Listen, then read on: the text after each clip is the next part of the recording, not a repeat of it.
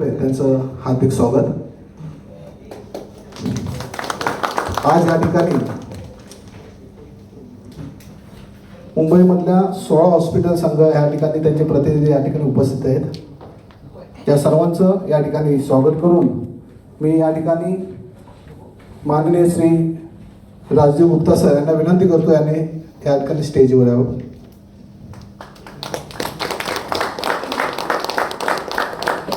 तसेच संदीप गुप्ता सर यांनाही विनंती करतो याने या ठिकाणी स्टेजवर.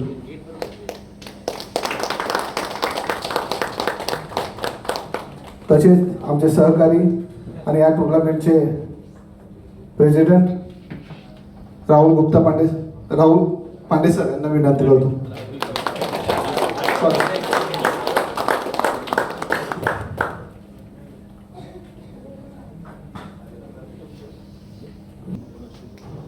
मी तुमच्याचपैकी एक हॉस्पिटलचा प्रतिनिधी आहे, परंतु स्टेजवर बोलण्याचा पहिलाच माझा एक्सपिरियन्स आहे, त्यामुळे काही चुकाबिका झालं तर समजून घ्या.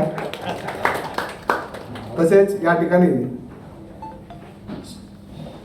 मुंबईमधल्या 16 हॉस्पिटलने या ठिकाणी पार्टिसिपेट केलेलं आहे आणि ही जी टुर्नामेंट सुरू होण्यापूर्वी आम्ही आमचे मित्र दत्ता मिळगावकर सर यांना आम्ही या ठिकाणी या टुर्नामेंटबद्दल प्रपोजल दिलं.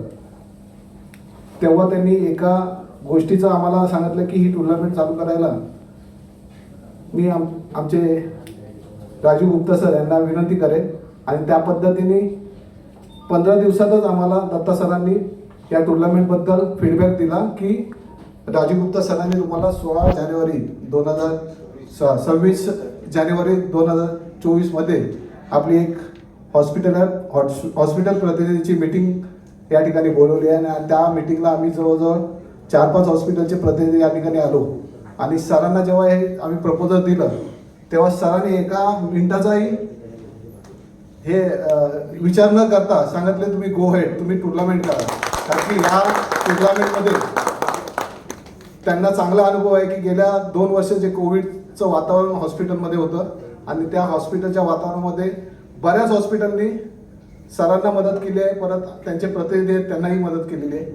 त्याबद्दल सरांनी कोणताही विचार न करता बोलले तुम्ही टुर्नामेंट चालू करा, दत्ता सर तुमच्या बरोबर आहे, दत्ता सर आम्हाला मार्गदर्शन करतील.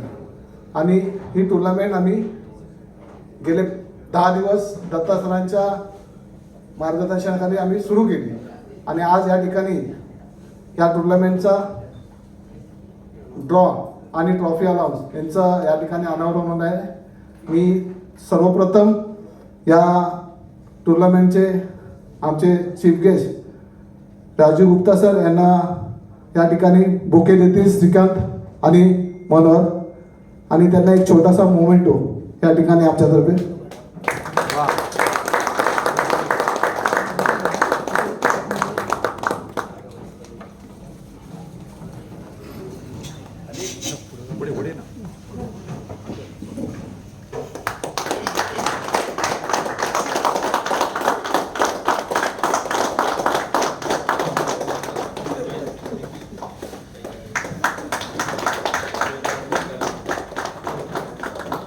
Sir, bit closer.